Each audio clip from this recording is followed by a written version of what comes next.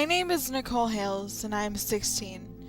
I've had many frightening dreams in my life, some that have stayed with me for many years, threatening to haunt me through every waking hour. Whether I'm awake or asleep, they try to grab at my mind and drive me crazy. I would have thought that I have had worse dreams, but none have scared me more than the one I had the day I saw my boyfriend with blood dripping from his perfect lips, and his usual kind light brown eyes, a frightening bloodshot red. That terrifying night, I dreamt that I was running down a darkened alleyway, trying to find a safe place to hide. There were vampires everywhere, and they were gaining on me fast. No matter how fast I ran, or how many corners I turned, I could still hear their light footfalls getting closer every minute. I knew that I had no chance of outrunning them, but I had to try. I kept running, stumbling around in the darkness as I went. I fell a few times, giving me a few minor injuries, but I got up and pushed myself on, knowing I had to keep going. I saw nothing but darkness. It surrounded me as if it were trying to swallow me whole. I couldn't even see my own hand in front of my face. The crisp night air burned in my throat with each breath, which made it hard to breathe. My legs burned with every stride, and every muscle ached from strain, making me want more than anything to stop and rest. But I didn't dare. I knew that if I stopped for 1 second, they would catch me, and I would quickly become vampire food. Then, when I turned one last street corner, I was blinded by a bright, seemingly fluorescent light. So bright I was forced to stop and shield my eyes from the brightness. It was the first light I had come upon in what felt like days. When my eyes finally adjusted, I saw the light was nothing more than a street light that was no more than 20 feet away from where I was standing. Squinting to see better, I saw what seemed to be a silhouette of a man, a few feet away from the light of the lamp. All of a sudden, the figure stepped directly in the street lamp's halo. I didn't recognize him at first, but then it dawned on me. It was Alexander. I ran towards him, feeling almost relieved at the sight of him. Tears of joy poured down my face as I got closer. "Help me, Alexander," I cried. When I reached him, I let out a gasp of horror. His usually kind eyes were a scary bloodshot red. His teeth looked sharp, and I could see the blood oozing from his perfect lips. "Why should I help you, worthless human?" he answered as he crouched down, as if getting ready to strike. "Please, no, Alexander, please," I begged. He growled at me, then pounced. Before I even had a chance to scream, he was on me, and I could feel his razor-sharp teeth sinking deep into my neck. I remember waking up screaming and grabbing my neck before I realized that I was sweating and my covers were tightly wrapped around me.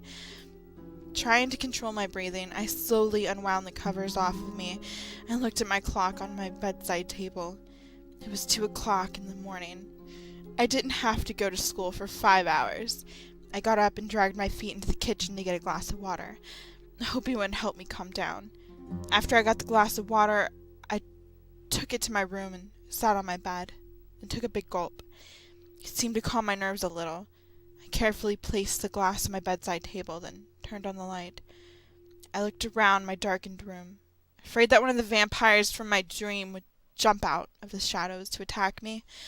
The image of my boyfriend with his sharp teeth, freaky bloodshot red eyes, and the blood dripping from his lips was still fresh in my mind. I could still feel the agonizing sting of his razor-sharp teeth sinking into my neck. Shivering with fear, I sunk deep under my covers and pulled them high over my head. I stayed up for what seemed like hours until I finally drifted into a deep, dreamless sleep.